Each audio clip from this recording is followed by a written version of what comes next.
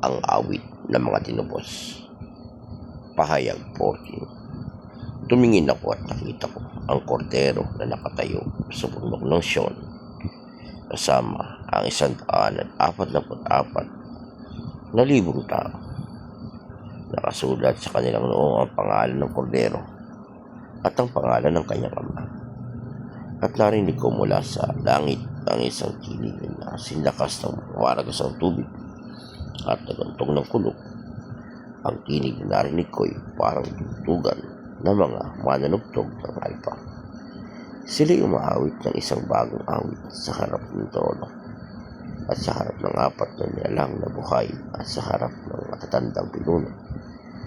Walang matututong umawit sa awit na iyon kundi ang 144,000 tinubos mula sa daigdig.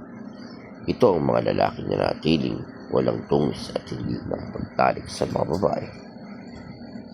Nanatili silang mga birhen. Sumusunod sila sa kordero saan man siya magpunta. Sila'y tinubos mula sa buong sangkatauhan bilang mga unang handog sa Diyos at sa kordero.